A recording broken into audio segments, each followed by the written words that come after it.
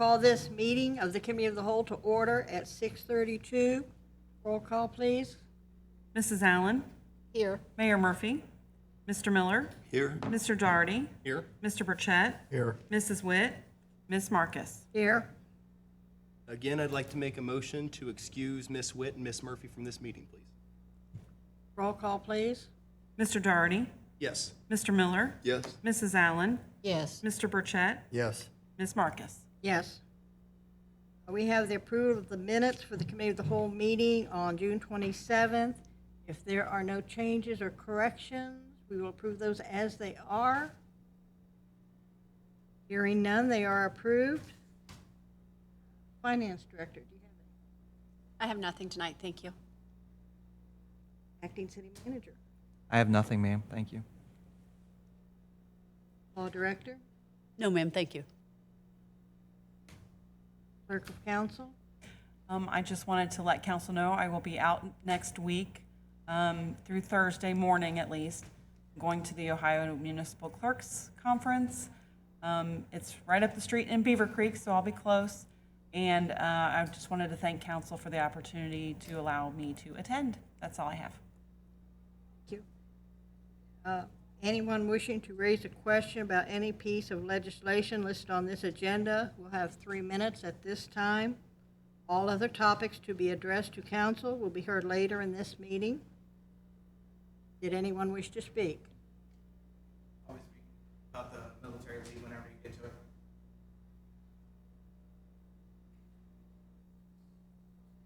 Okay, we'll go into business then. The first one is the rezoning, S-01-20-24-4305 Soldiers Home, West Carrollton Road. Yes, thank you.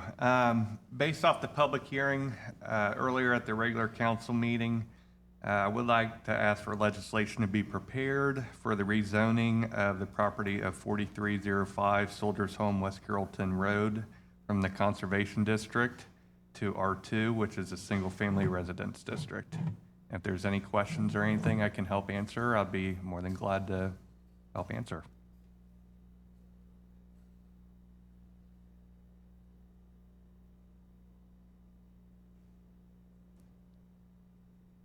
Motion to move this Yes, legislation forward? Need a motion for the legislation for the next meeting. I'd like to make a motion to present or prepare legislation for the rezoning of S-01-2024 for 4305 Soldiers Home, West Carrollton Road. Any other questions or comments? Roll call, please. Mr. Doherty, Yes. Mr. Burchett, Yes. Mr. Miller, Yes. Mrs. Allen, Yes. Ms. Marcus. Yes. The next one is a decision for the Moraine Comprehensive Plan. Yes, so based off the public hearing we heard from American Structure Point at the regular council meeting earlier this evening, I would like to ask for legislation to be prepared for the official adoption of the new City of Moraine Comprehensive Plan. And if there are any questions, I'd be more than glad to help answer. Thank you. Possible to get a printout or something so we could see it in more detail? It doesn't show up very well on our tablets. Printout. I can certainly get you a printout of it, yes, yes. Like, are you wanting one right now or after the meeting? After or- the meeting. I okay. don't want to hold it up. I just want to have a better look at it. I've got a copy if you need one right now, but. No, I don't need it okay. right now, but I do want to look at it some more before we vote on it on the 25th. Okay. Have a motion for legislation? I'll make a motion for legislation to be prepared to accept the Marine Comprehensive Plan. Any other questions or comments? Roll call, please. Mr. Miller, Yes. Mrs. Allen, Yes. Mr. Doherty, Yes. Mr. Burchett, Yes. Ms. Marcus. Yes. Thank you, Last- everyone. Our last item is the military leave policy discussion. Sir, would you like to speak now?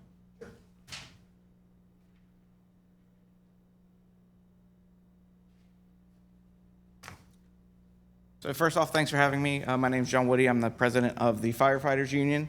I'll lead off with a couple things. One, I'm not a public speaker by any means. Two, I tend to be very blunt. So if I say something and it comes across harsh, I do apologize. The reason your military leave is coming up, this discussion is happening, is because of a issue that was brought to our attention from one of our members.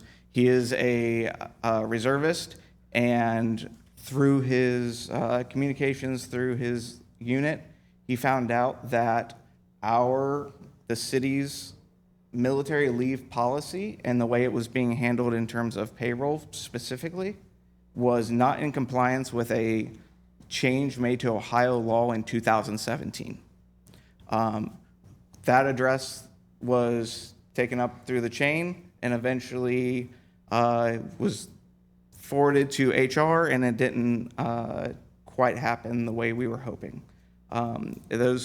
We were looking for change at that time. This was brought up a couple months ago, and it's just now coming to you guys. The reason I'm here is because to attempt to speed up that process, our member filed a grievance, which is basically just an in-house complaint. That made it up through the chain and eventually ended on the city manager's desk. That ended up being denied based on a technicality within the contract saying it didn't meet a timeline.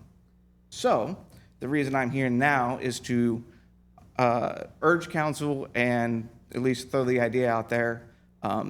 This city is very pro-military. We have a beautiful ceremony every Veterans Day. We have a nice memorial outside. We have all these things going on. However, the issue at hand is our policy has been non-compliant with state law for years and needs to be, and I would encourage council, eventually, as I would assume it's going to have a resolution to change the city policy. I would encourage council to have a retroactive clause in there that would direct them to go back and make those corrections and make those, the policy that was non-compliant to make that right. If the city had found out that they were being undercut by a vendor or something over the past 5 years, I can guarantee the city would go back and make it correct and make sure they were getting their money back. I'm asking that the city have that same morality stance with its employees. So again, I believe my time's up. That's all I wanted to say. That way, when it does hit resolutions over the next few meetings, my opinion's been out there. Thank you. Thank you. Thank you, Ms. Marcus. So do you want me to follow up? Yes. I've looked at the city's military leave policy for non-union employees, which is at section 5.9 of the personnel manual. I'm not sure what Mr. Woody's issue is specifically, but I'll be happy to speak to you afterwards if you want to do that. What I can tell you is this policy covering non-unionized employees in the personnel manual has an effective date of June 2nd of 2002. So it does provide military leave with pay. That's what it's basically talking about in here.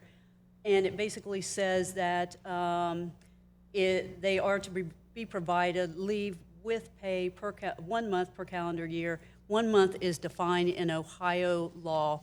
Ohio law is governing military pay is found at ORC 5923.05. So if I keep referring to ORC 5923.05, you'll know that's the military pay law pursuant to the state law. So what that says is that, and I'm just going to read this section under A1 of the ORC because that's probably the easiest way to do it. It says permanent public employees who are members of the Ohio Organized Militia or members of other reserve components of the Armed Forces of the United States, including Ohio National Guard, are entitled to a leave of absence from the respective positions without loss of pay for the time they are performing service in the uniformed services for periods of up to 1 month for each calendar year in which they are performing service in the uniformed service. Now, it defines 1 month. Most people would think of that 30 days. It defines 1 month in here to mean 22 8-hour workdays or 176 hours for a public safety employee, 17 24-hour days or 480 hours within 1 calendar year. So that's how they're defining it in here. After that 22 quote-unquote 1 month day period, if a person is serving beyond that 1 month period, then what it goes on to say is for periods of longer than 1 month for each calendar year, then they are entitled to receive the lesser of essentially the difference between their public employee gross monthly wage and their public employee gross uniform pay, or $500, whichever is left. So then it goes down to a differential if you're serving over that 1 month period. Also, what the Ohio Supreme Court, however, says is that despite this language, the Ohio Supreme Court has ruled that collective bargaining agreements under Chapter 4117 could provide less benefits than those set forth in ORC 5923.05, and cities using their home rule authority could likewise adopt a local ordinance that provided for fewer benefits than state law. So essentially what you have the Ohio Supreme Court saying is that you as a city have the right to make your policy for non-unionized employees either to follow the ORC 5923.05 or to provide fewer benefits than that ORC provision states. Right now, from looking at ours, it looks like ours is attempting to follow that 5923 based upon the language I see in here. However, what I would do is suggest revising that to make it more clear. It doesn't read as clearly as I would like to see it read in the personnel manual. So you can do that. You can say we want lesser benefits, do the differential, or you can say we want to stick with the ORC, in which case I would bring to you an ordinance to clarify this language. As far as as I read a minute ago, as far as that's with respect to non-unionized employees. Respect to the unionized employees, they would have to follow the procedures that have been negotiated and outlined in their collective bargaining agreements. So that's what I'm here to do, is basically get some guidance from you as to, with respect to this personnel manual section with respect to non-unionized employees, how you would like me to proceed with respect to that. My personal opinion is that before we pass this, if we're going to change the personnel manual, we should do it then. Yeah, I know there has been some talk about changing updating the personnel manual. I don't know where the city is with respect to that. I believe that's being worked on. But this would not be, in my mind, a too substantial change to change this language to clarify it, and we could probably get it done before that process is complete. Think we could go ahead with this one here? I do. And then look into the other? I do.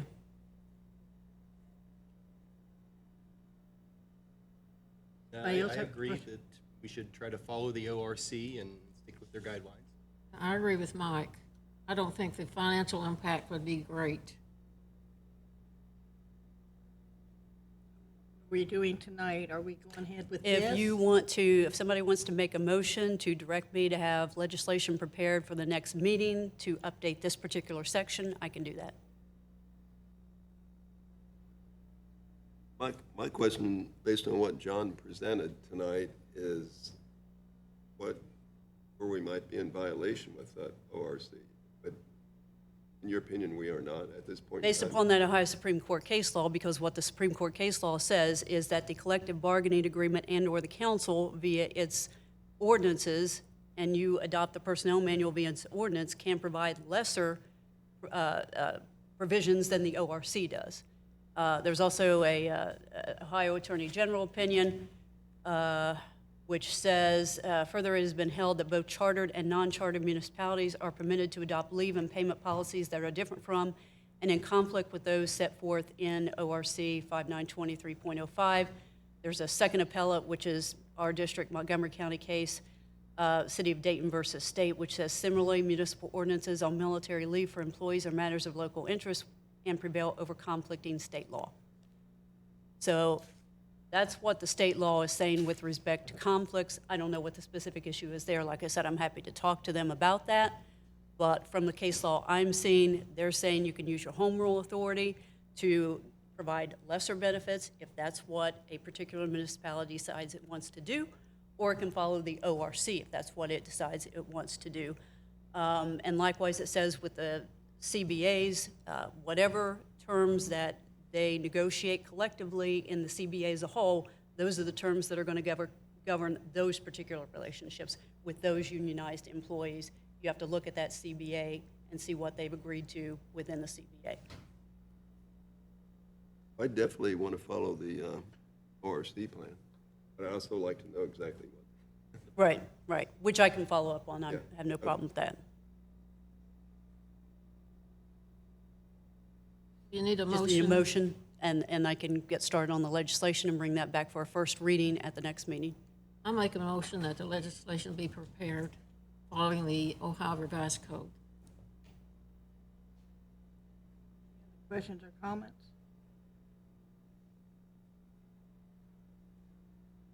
Roll call, please. Mrs. Allen? Yes. Mr. Burchett? Yes. Mr. Doherty? Yes. Mr. Miller? Yes, Ms. Marcus? Yes. No one else appearing before council. Been a staff and council report. I'm going back to the fire department. Nothing to report, ma'am. Thank you. Parks and Rec,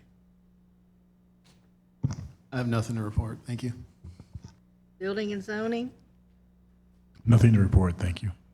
city planner, Nothing further tonight, thank you. clerk of council. I have nothing further, thank you. Nope, I forgot the police department. No report, ma'am, thank you. Acting city manager. No report, ma'am, thank Nothing you. on that one either. Law director, No, ma'am, thank you. finance, acting finance director, I have nothing else. Thank you.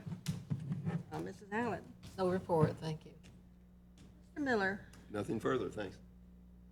Mr. Daugherty, No report, thank you. Mr. Burchett, No report. Thank you. clerk of council. Nothing, thank you.